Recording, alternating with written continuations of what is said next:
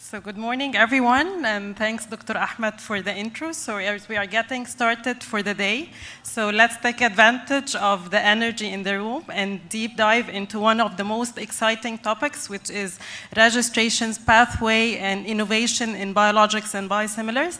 We will have incredible speakers ahead and great discussions ahead as well. So let's get started. So our first session for today will be an overview on the progress of biologics and biosimilars during the past 10 years for new registrations and post-approval changes. We will have Dr. Safa Abu Gharbiah will be our speaker for the session. Let me give a quick intro to Dr. Safa. Dr. Safa is the Senior Director, Regulatory Affairs. She has more than 30 years of experience in research and development, quality and regulatory affairs. She held several leadership positions in Jordan and Tunisia, and she had wide experience in developing and registering new generic products targeting global markets in the US, Europe, and MENA. Dr. Safa is currently heading the regulatory affairs activity in the MENA region in Hikma Pharmaceuticals. She's an active member of the Jordanian Association of Pharmacists Registration Committee. She's an active member of Scientific Committee of the Arab Union for Pharmaceutical Manufacturers and the Scientific Committee of the Charity Medicine Bank in Jordan. So let me please join welcoming Dr. Safa to stage.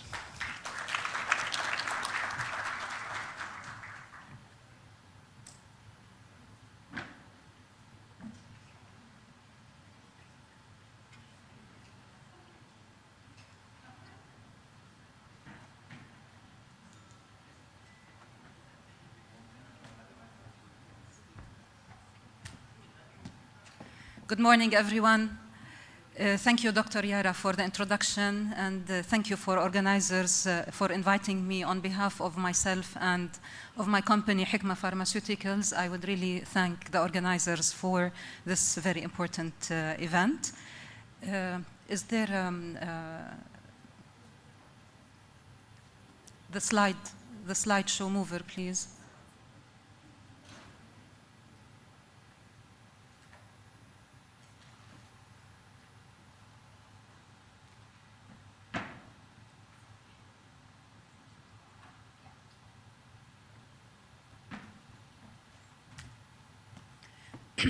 Today I'm going to talk about a subject which to me is really close to my heart. It's the biosimilars topic.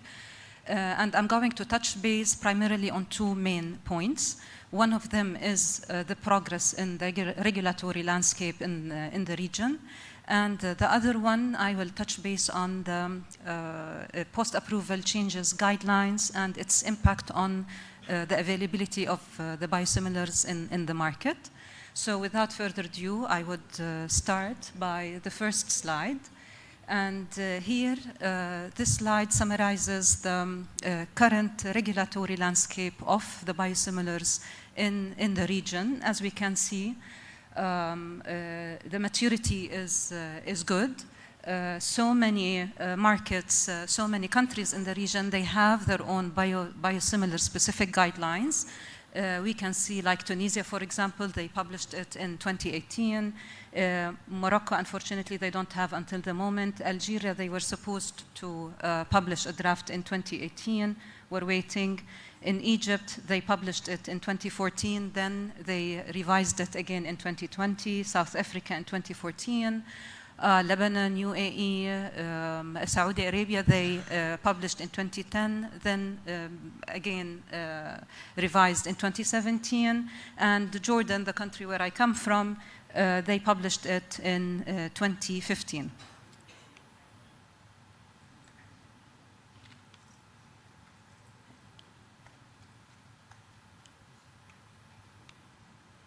It's not working.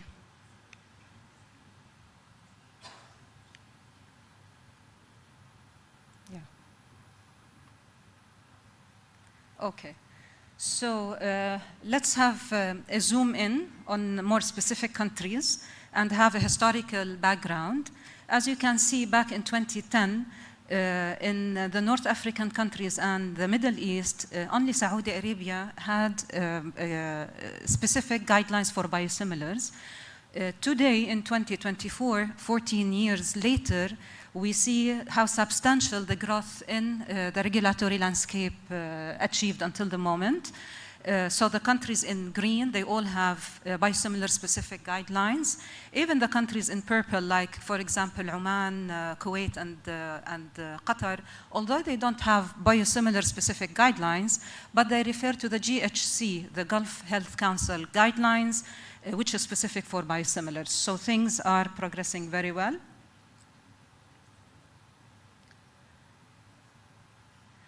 This slide was published by the IGBA, the International Generics and Biosimilars Association, last year, and it shows the significant spread of marketed, commercialized biosimilars across the region.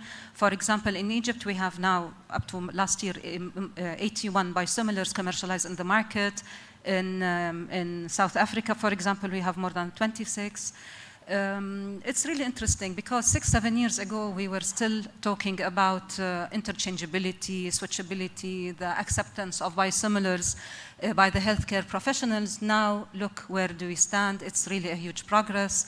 In Europe, the first biosimilar product was introduced to the market in 2006. Now they have more than 50 biosimilars commercialized in the market for different therapeutic categories, and none of them was withdrawn due to safety or efficacy problems. In the USA, the first biosimilar product was introduced to the market in 2015, I guess, and now they have more than 200 biosimilars commercialized in the market. So this is really a great progress. This slide shows how fast the market is growing for biosimilars in the US from 2016 until 2022. And this significant substantial growth covers the whole therapeutic range of biosimilars.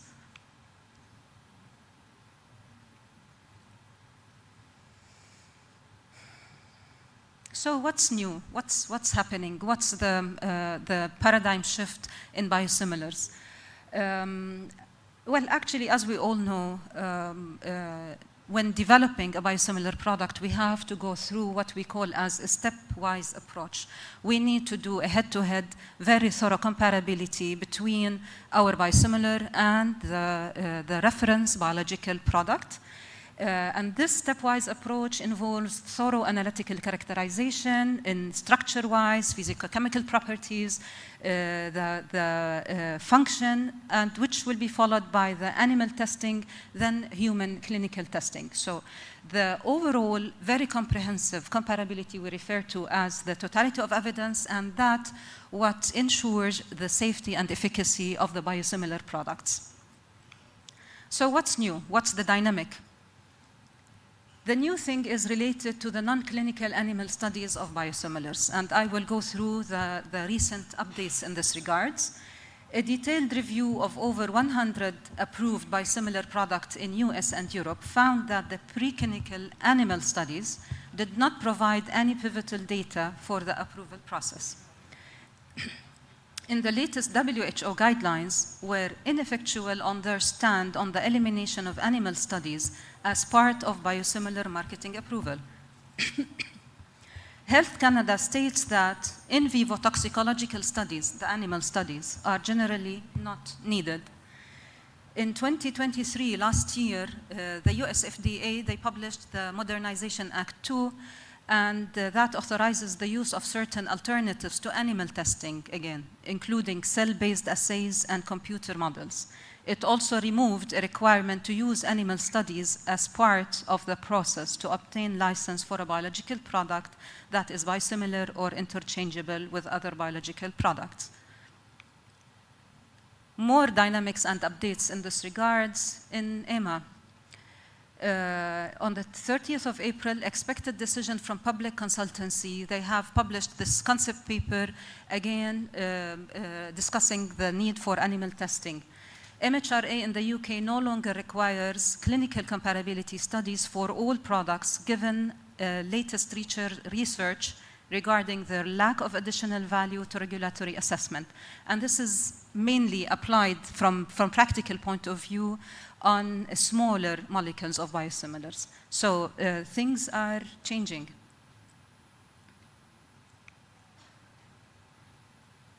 This slide sheds the light on the big market of the biological and biosimilar in the MENA region. The market share is around $7 billion. It's a huge market.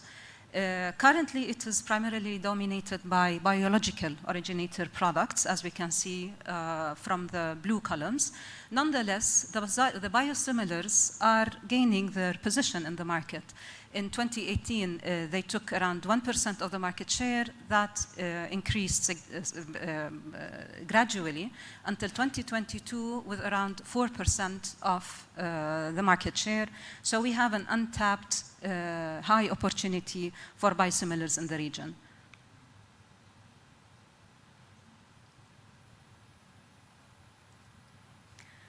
So in summary, what is the biosimilars growth drivers in the MENA region? As we saw together, we have good regulatory landscape. We have good set of guidelines to cover the biosimilars registration. The competition, mainly local players and partnering for sourcing the products. The lower affordable prices of biosimilars, and this is mainly our objective, is to provide our patients with more affordable, high-quality products. The loss of exclusivities, this is also really very interesting. Significant molecules are expected to lose their patent during the next 5 years. In the coming years, biologicals account for around $1.6 billion in value is expected to go off patent in the MENA region. So this is also a huge opportunity for biosimilars. What are the main challenges in MENA? So although we have a good landscape and regulatory guidelines, but we need to keep them updated. As you saw already, the toxicological studies, the preclinical studies are being eliminated from certain areas in the world. We really need to maintain the issue of totality of evidence, the stepwise approach to guarantee the safety and efficacy, despite the encouragement of localization and local fill and finish. Unfortunately, in the region, we have really aggressive price erosion when we start registering the biosimilars. We need to find the balance between providing our patients with more affordable prices and maintaining the profitability of our industry. The absence of clear policies to endorse the biosimilars in the clinical practices, we really need to work together to set the foundations to conduct clinical studies in our region. The need for reimbursement, evaluation, and enlisting also are some of the challenges we are facing in the MENA region. Now, for the second part of my presentation, it's going to touch base on the guidelines for the post-approval changes of biosimilars.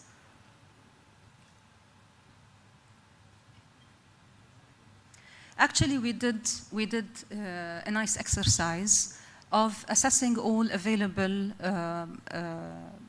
guidelines for biosimilars. We started by the FDA because the US FDA, they have specific guidelines for post-approval changes of biosimilars.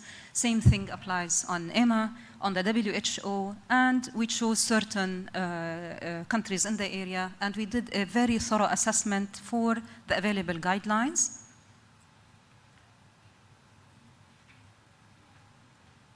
We chose 4 main pillars to compare the guidelines together. One of them is the classification of the variations. The other point is the regulatory approval pathway and timelines. The third point is the data requirement, especially when we are talking about allowing for multiple manufacturing sites of the drug product. Some countries in the region, they allow for a maximum of 2 and some even 1 manufacturing site. And the references related to these guidelines, we did this comprehensive analysis and comparison between certain Arabic countries versus the US FDA, the EMA, and the WHO. I'm not going to go thoroughly into each and every country. I'll just explain the concept. As you can see here, Jordan as a first example, they have a certain classification for the post-approval changes of biosimilars. They have certain timelines that may go up to, depending on the classification, it may go up to 12 months. They can accredit up to 3 bulk manufacturers, and those are the guidelines they refer to. And if we go to other countries in the region, we find that the classification of the variations are different. Even the regulatory pathway and the timelines, they are different. So that will cover other countries as well. See even more differences in terms of how we classify the variations.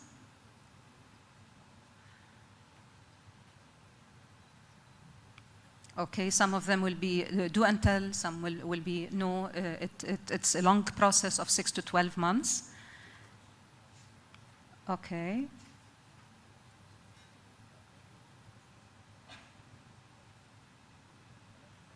So, the main reason, the trigger, why did we do this assessment is that we found out that the changes, the differences in the classification, you know, most of the biosimilars are imported to our markets, and the originator companies or the licensors, they follow the stringent authorities, usually the US FDA and the EMA guidelines. So many of the variations are classified as, they have, just to put it in their yearly reports, annually reportable, while in our, and they, accordingly, they will apply it immediately. While in our region, we have to submit, we have to classify, and it will take a certain period of time until we can implement it. So that will cause a gap between the implementation worldwide and the implementation of our countries. The problem here is that we cannot commercialize. That will impact negatively the supply of our products to our patients, and we don't want this to happen. We need to maintain the continuity of supplies, especially when we are talking about a very critical products like the biosimilars, for which the patients cannot stop taking.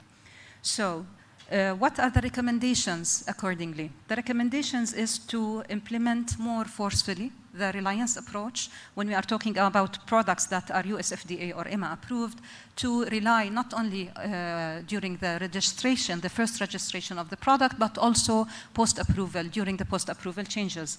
We need to be flexible in accepting the classification differences, minimize the unnecessary workload on the authorities, and accordingly to expedite approvals. It's really very good to look into the harmonization of the guidelines between us, to accept the contract manufacturing concept and the multiple manufacturing sites. That also will give flexibility to the supply chain, and to do the simultaneous assessment of applications, especially when we are talking about general variations and renewals, site renewals or site introduction, to go in parallel. And all of this, again, is to guarantee the continuity of supplies to our patients and to enhance our efficiency. Our mutual objective is to guarantee providing more patients with more affordable prices of products, for life-threatening products, life-threatening products like the biosimilars, in a very short time. And this is a mutual objective for all of us. So we really need to look very thoroughly into harmonizing and the flexibility of guidelines to maintain these mutual objectives. And that will conclude my presentation. Thank you very much for listening.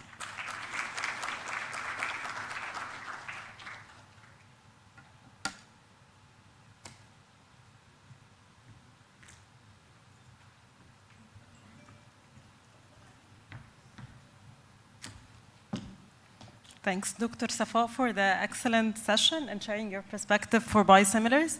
Moving to the next exciting topic, which relates to the future utilization of AI in biologics and how we will leverage EMA and utilize AI more efficiently for bioproducts. Our speaker for the session will be Dr. Fatima Abu Zanat, and let me share Dr. Fatima's bio. Dr. Fatima is the Regional Director of Regulatory Affairs and Scientific Office, Middle East, Turkey, Africa, Ipsen. Dr. Fatima is a Regulatory Affairs Quality Assurance Professional with a total of 17 years of experience spanning the medical device, pharmaceutical, and biotech industries across emerging markets. She holds a Master of Science in Pharmaceutical Technology and the prestigious SRAP's Dual Regulatory Affairs Diploma and Certificates. Please join me to welcome Dr. Fatima.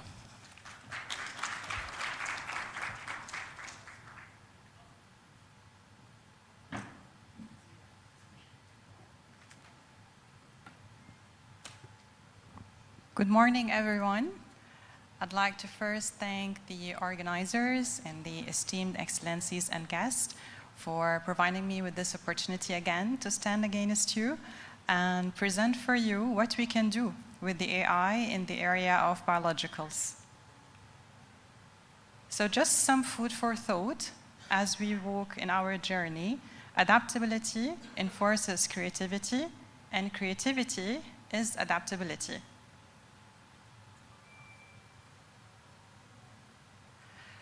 So just a quick disclosure to be made.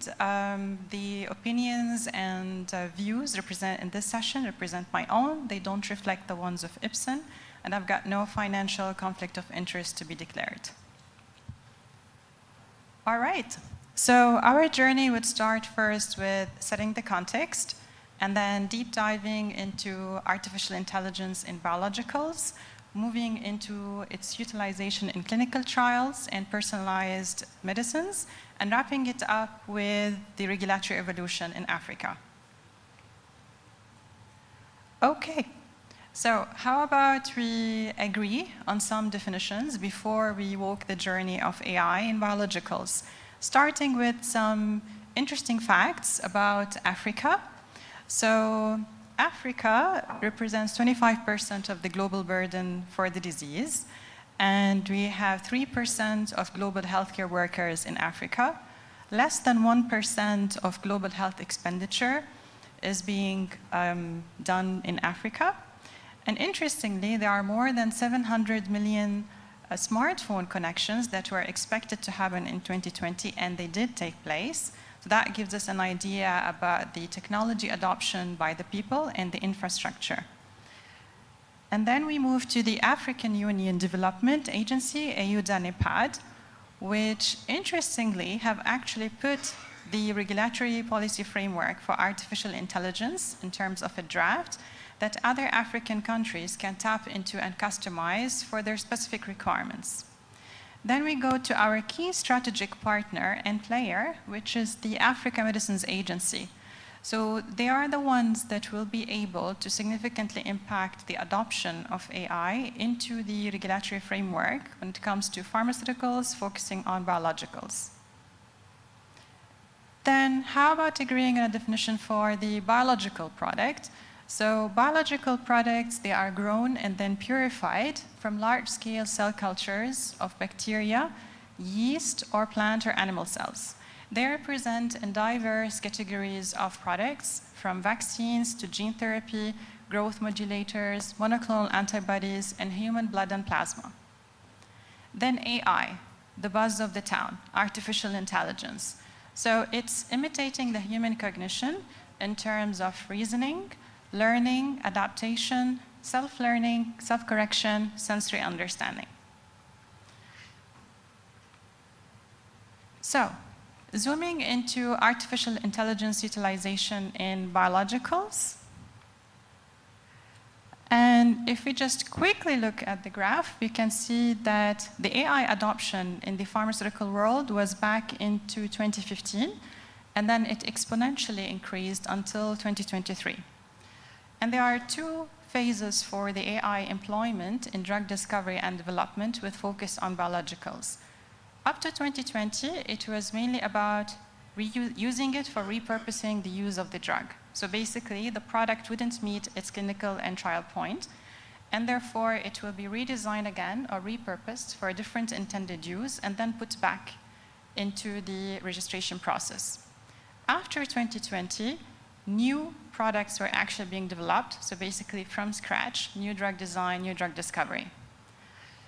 And that enabled almost 46 AI-developed drugs to actually reach into the phase 2 and phase 3 clinical studies as we speak today. Today, we have one of the AI platforms that have 60 billion data points for oncology-focused medicines.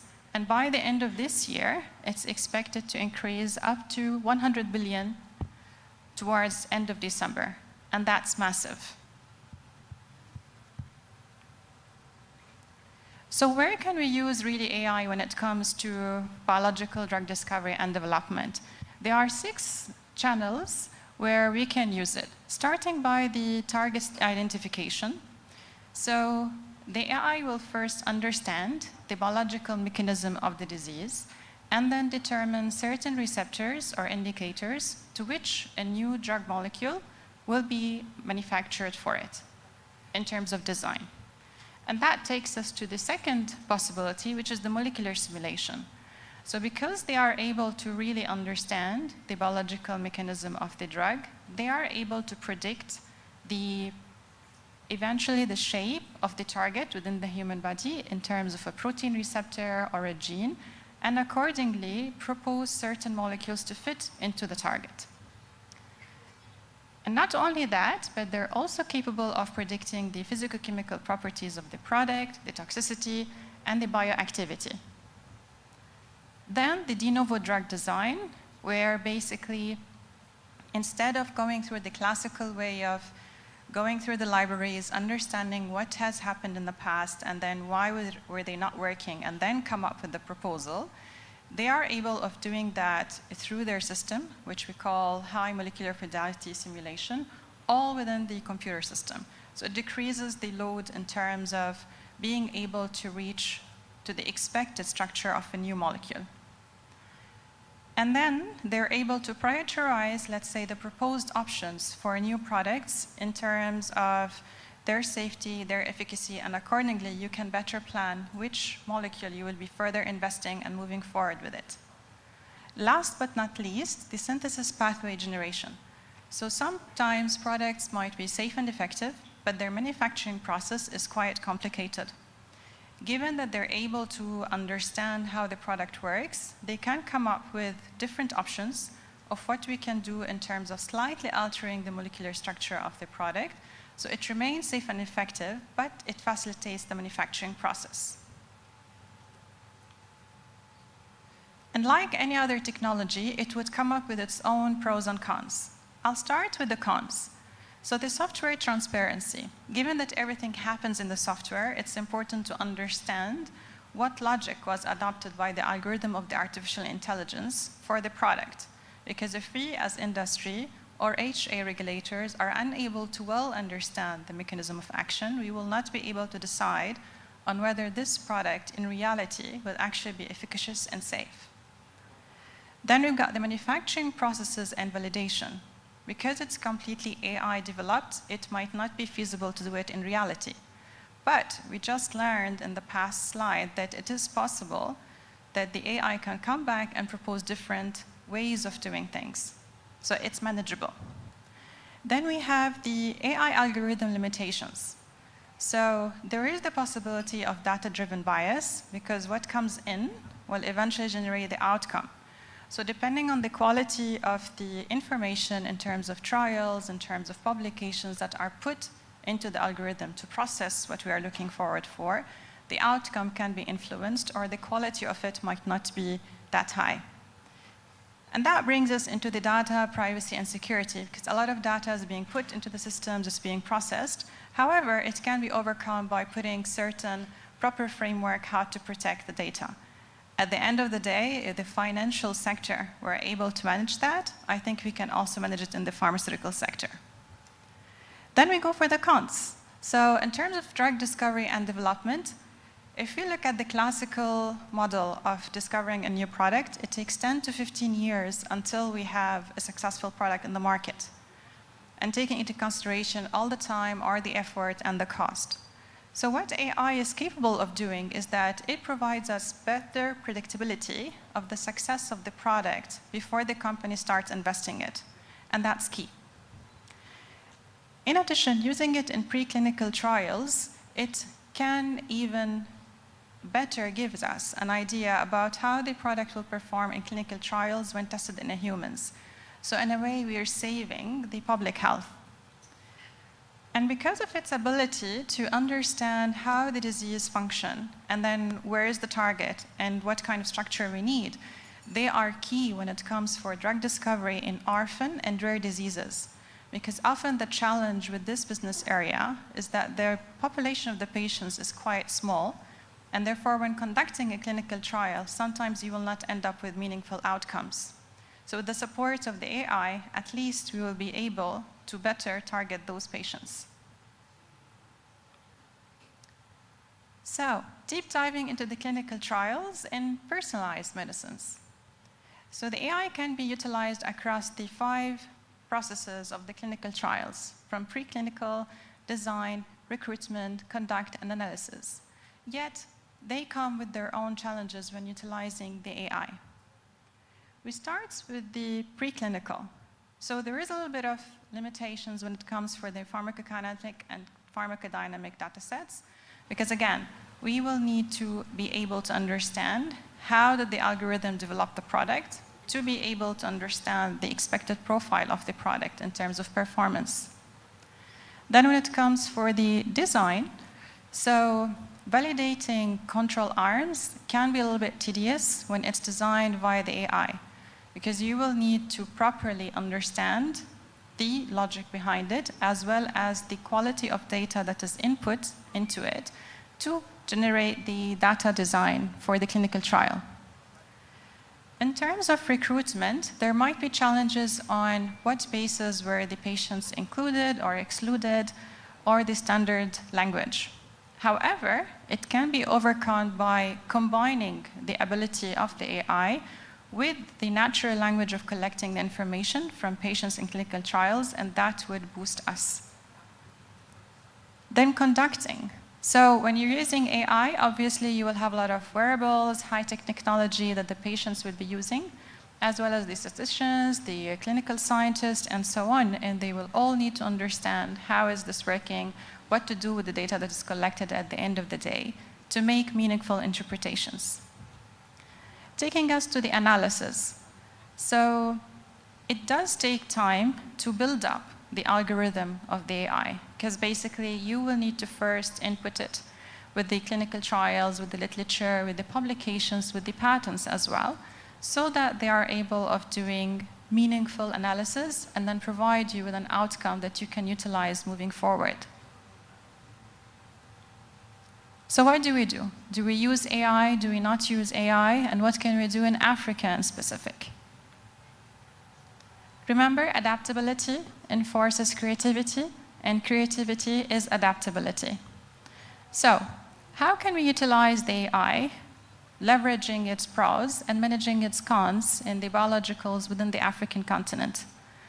We can use it through different processes, and we need to do different things as well. One of them is health data automation. So to automate the healthcare systems, and that ensures that the collected data is more or less comprehensive and secured within the database, minimizing its possible misuse. And the good news is that it is possible in Africa, because there are not so many databases like in other parts of the world. It's easy to adapt better and faster. Then we've got the public-private partnerships, because it often ensures that we are both leveraging our experiences, and that helps us to even move more efficiently. The infrastructure and technology, if you recall, the people are open to technology and they're adopting it in their personal lives. So why not implement it in the pharmaceutical world? Moving to capacity building and open data initiatives, and that's where Amor is key, because basically they are the ones who will be setting the scene in terms of regulatory framework and training the individuals in terms of whether it's industry or regulators and how to understand the AI and how to leverage it for our benefit. And then the culture of data-driven decision-making, because when we're combining the automation with our professional experiences and interpretations, we will be able to share more openly the information with one another, and that, at the end of the day, is for the benefit of the patients. And with that, I conclude. Thank you so much.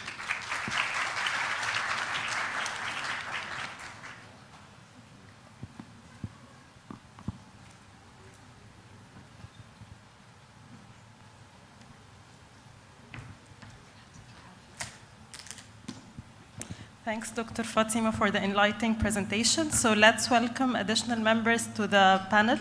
So firstly, Dr. Sonia. Dr. Sonia, she is the head of National Laboratory of Control, Tunisia, Chef Department Pharmacotoxicological, and she's responsible for the evaluation of biologics, biosimilars, blood derivatives, human and veterinary vaccines since 2008. Welcome, Dr. Sonia.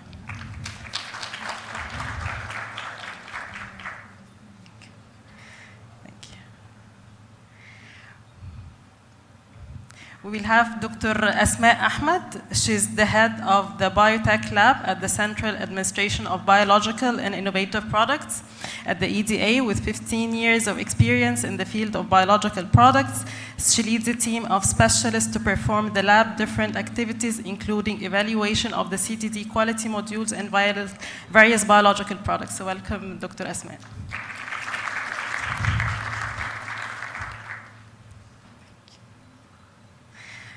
Finally, Dr. Ahmed El-lekawy, Innovative Product Registration Manager at the EDA. He is the founder of the General Administration of Innovative Products at the EDA. He was also the previous head of pharmacoeconomics units at the EDA. So welcome to us, Dr. Ahmed.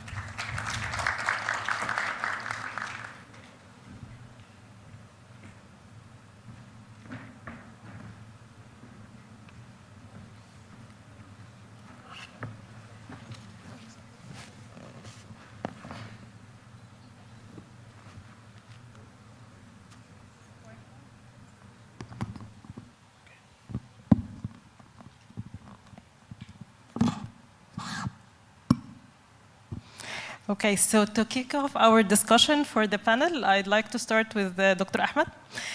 So Dr. Ahmed, as we enter an era marked by the rapid advancement in innovative medication, there is a growing focus on how regulatory authorities are preparing for a new wave of innovative medicines.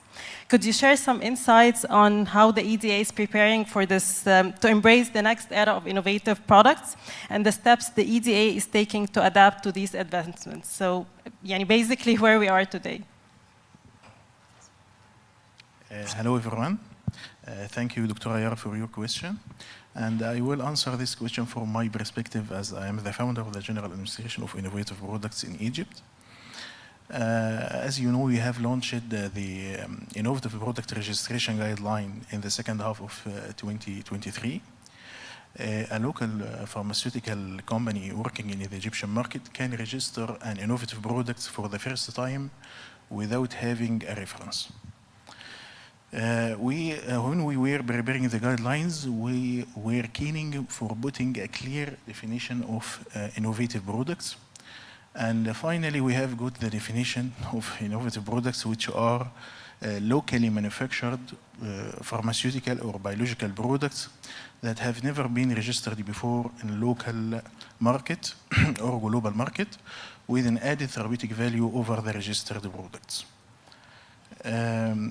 As we know, the term of innovation means the practical implementation of ideas that results in new goods or services or improvement of existing goods or services. And when we apply that in the innovation in the pharmaceutical field, the drug innovation can be further divided into two main categories: the breakthrough innovation and incremental innovation. Breakthrough innovation or major innovation means introduction of new active ingredients or new molecular entities, while incremental innovations includes several types of innovations such as new indication, new route of administration, new fixed combination, new stereoisomer, new technology of manufacturing. And when we were preparing the guidelines, we knew that major innovation is quite difficult for the local pharmaceutical companies, as it needs a long time and major investment. And we think that local pharmaceutical companies have the capability for producing or introduction of different types of incremental innovation. From our side, EDA tries to provide adaptive and regulatory pathway for faster access of innovative products, especially that cover unmet therapeutic needs. Also, Egyptian Drug Authority tries to provide a spirit of collaboration between different stakeholders, such as pharmaceutical industry, academia, clinician, to share knowledge, to share a need, to share the applicability of the manufacture of these innovative products. Also, Egyptian Drug Authority provides scientific and regulatory advices for the pharmaceutical company to help the pharmaceutical company during the journey of registration of innovative products. And I think that finally, Egypt will be a hub, inshallah, for registration and the marketing of innovative products, especially the incremental type. And I hope on the long term we will find a pure, novel, new active Egyptian, new active ingredients, inshallah, soon. Thank you, Dr. Yara. Thank you. Thank you, Dr. Ahmed. It's encouraging to see the developments with the EDA. So I move to the next panelist, Dr. Asmaa, and maybe focusing on an essential aspect, which is the laboratory testing. So Dr. Asmaa, could you elaborate on the laboratory testing protocols for biologicals and biosimilars, especially how critical are analytical comparability exercises when it comes to these products and ensuring the quality and efficacy of these products?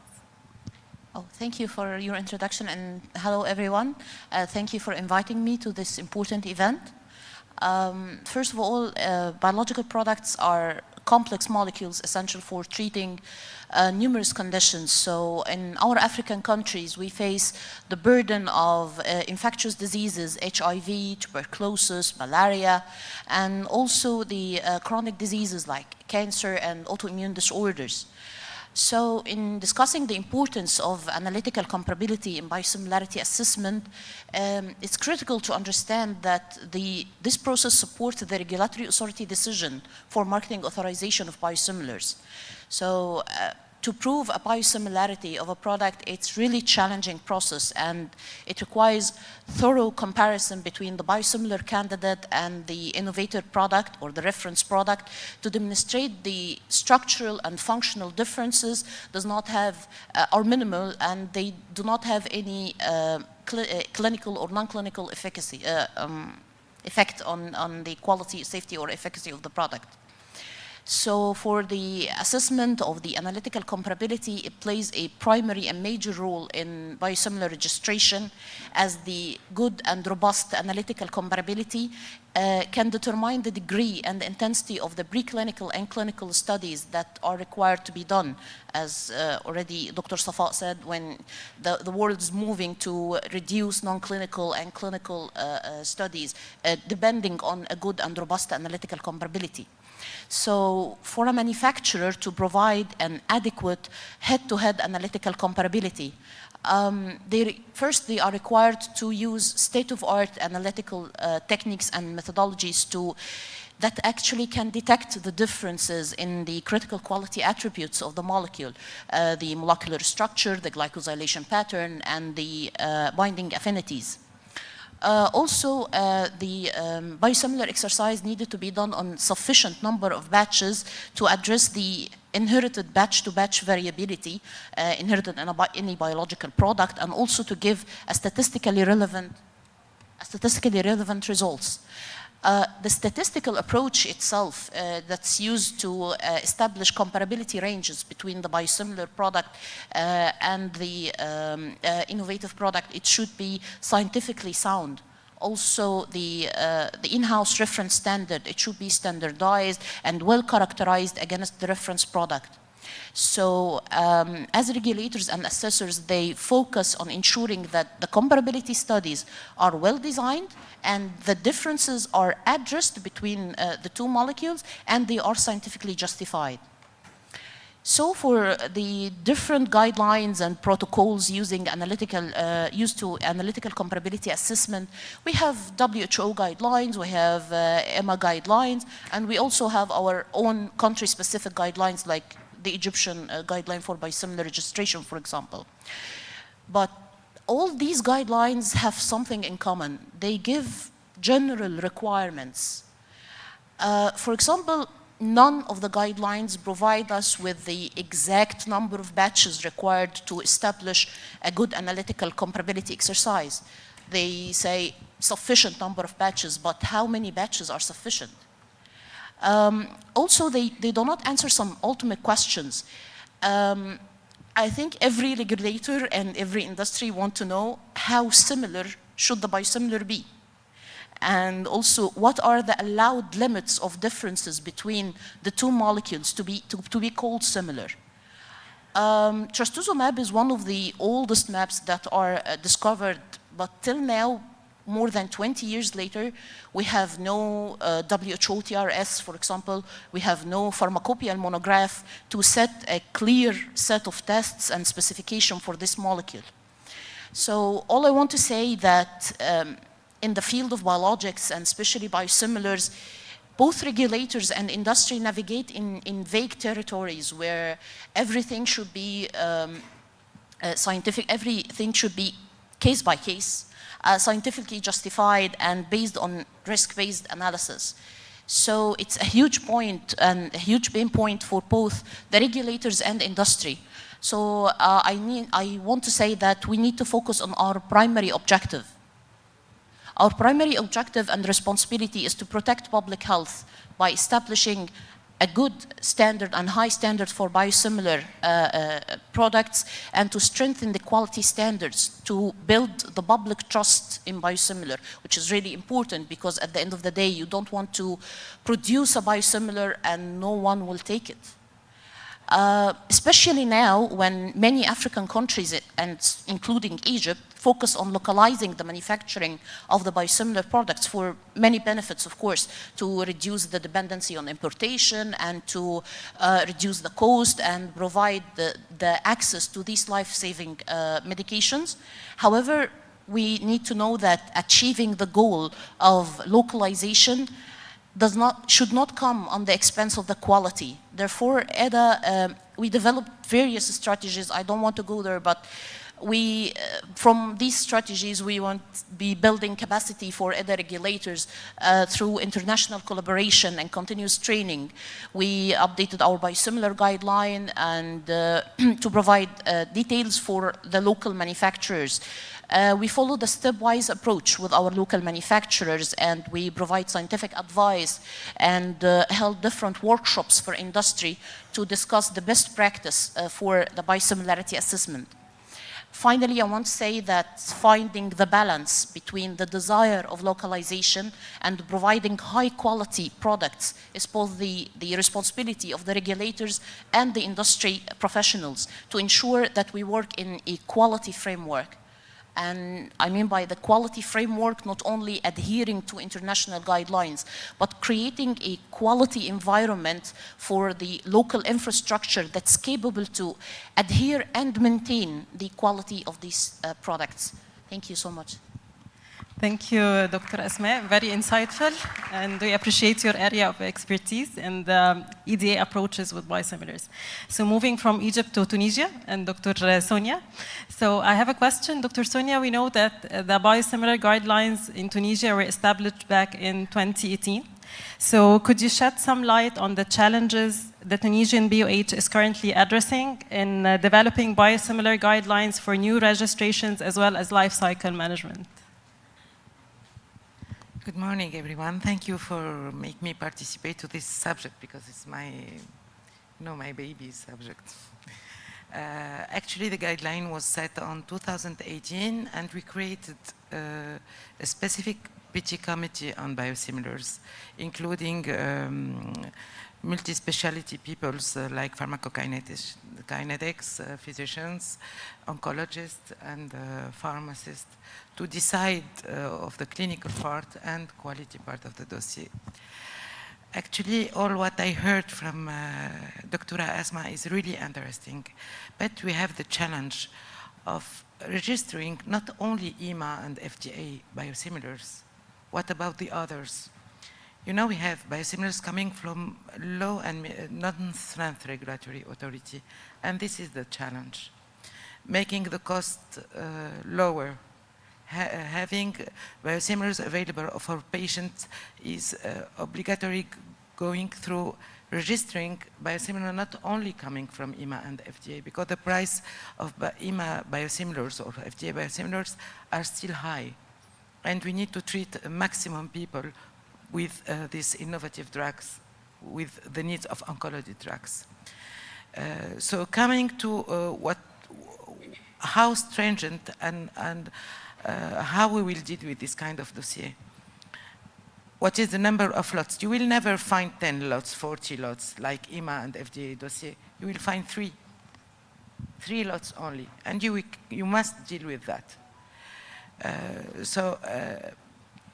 We have the chance to have the innovator dossier and to have the review articles, actually, because the innovator dossier are very old. You cannot rely on them. You can only rely on bibliography. You can only rely on spec, on review articles, on this target margin in which you will establish your specifications for this kind of biosimilar. This is one point. Now going to encourage local production. In Tunisia, we have fill and finish units. Okay, and the beginning, the challenge was to convince them that fill and finish is as critical as any part of the manufacturing process. Because they were always telling, you know, fill and finish is nothing. It's the end part of the process. It's like you were adding a side of production. Absolutely not. The biological are live product, and they are very sensitive to anything, even the composition of the tube of the manufacturing unit. There is some aggregation. If you stress this protein, this live product, it will aggregate, and you will not have absolutely not the same product. So all this make us more, let us say, stringent in our evaluation of our own biosimilars, because we need to have a good one from the beginning and a good regulation from the beginning. Fill and finish is not simple. It's critical for any biodrugs. So this is a second challenge. Now, when a local producer will come to produce this biosimilar, it's a gain of expertise, and perhaps he will take his product for export. But you must help them because it's very expensive. So how you will deal? You will put them in the same market of the innovative or of one EMA biosimilar?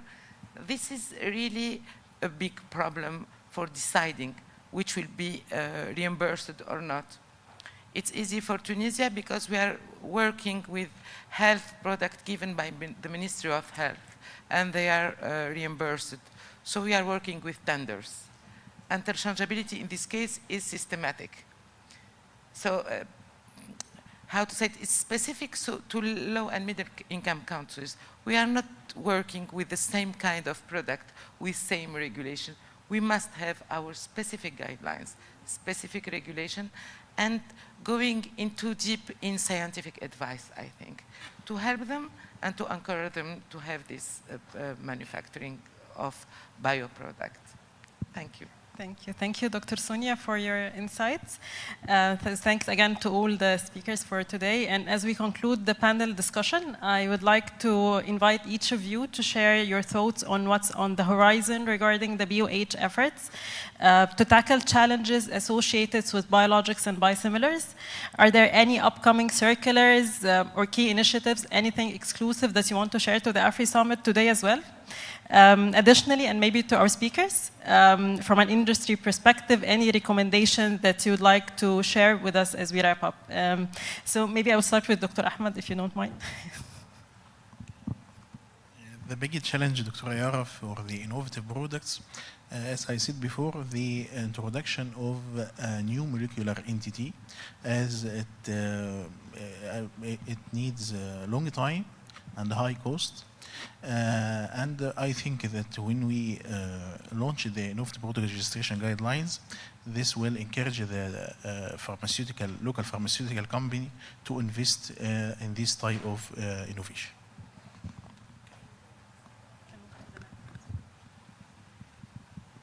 So I think we're at an interesting point of time where Africa is perfectly situated to adopt the AI when it comes to new drug discovery and development, especially that the momentum is there from the government, because often when you want to implement AI at the regulatory level from pharmaceutical world, it needs to be endorsed at a higher level.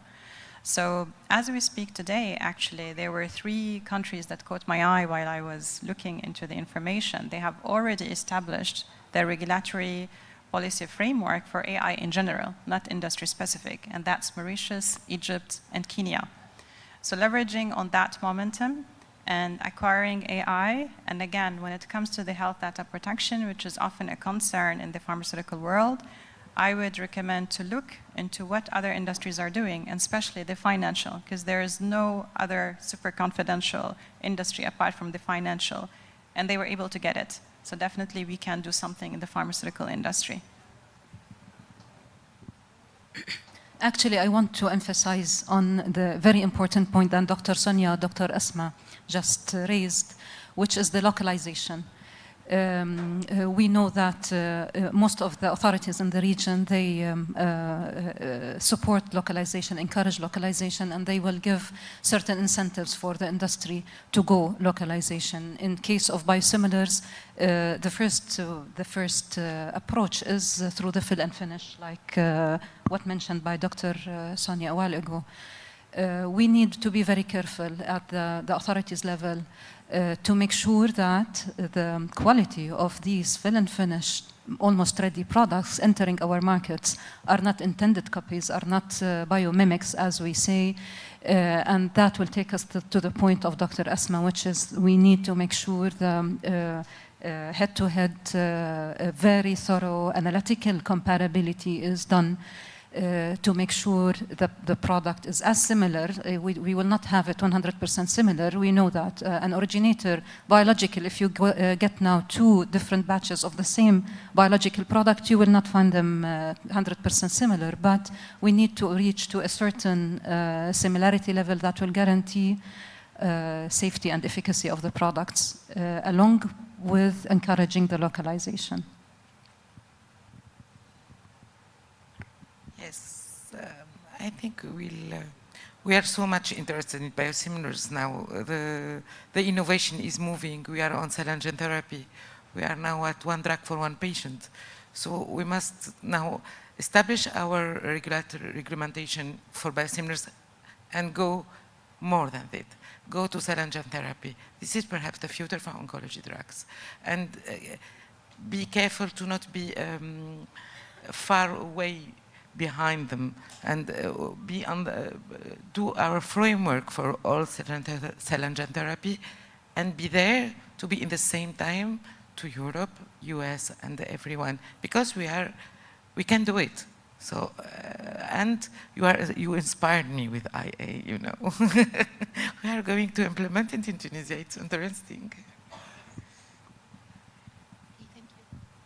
So I will echo everything that was said before. The use of AI, the use for cell and gene therapy, and actually Egypt, even though we don't have still the guidelines for cell and gene therapy, but myself, I'm a topic lead in cell and gene therapy ICH discussion group. So we are really there. They are evolving really fast, and already ICH are scouting all the guidelines to include, the ICH guidelines to include cell and gene therapy products in their guidelines already. So the world is moving really fast in cell and gene therapy. We should follow, really. And of course, for the biosimilar and biological products, we need to each of us, yes, we should have our specific set of guidelines and for our local manufacturers, but also we need to harmonize these guidelines in order to encourage exportation, as you said, because when we need a fill and finish product from Tunisia, we need it to come easily to Egypt and vice versa. We need to start this harmonization among African countries, and hopefully one day we will expand to other continents. Of course, about the quality, because it's my area, establishing the concept of quality by design, the concept of process analytical technology, that it's really focused on establishing quality in the manufacturing process itself to guarantee or to not eliminate, but reduce the variabilities during production. Also, we should focus when we are hurrying for localization and for accepting biosimilar guidelines, biosimilar products from other countries. We should establish robust post-marketing surveillance and pharmacovigilance systems in our countries in order to, okay, we will register, we will take the risk with our products and with others' products, but we need to have this robust pharmacovigilance systems to ensure that we really have the control over the market, and we really have the control over the side effects that may occur, and we can really capture them in the market. So thank you. Thank you so much, and thanks again to the BOH members and to our speakers. And I think we explored key challenges and opportunities in the biosimilars and biologicals landscape. If there's any additional questions, maybe to the panelists, we can use the coffee breaks, the upcoming coffee breaks. And thanks again for everyone. Thank you.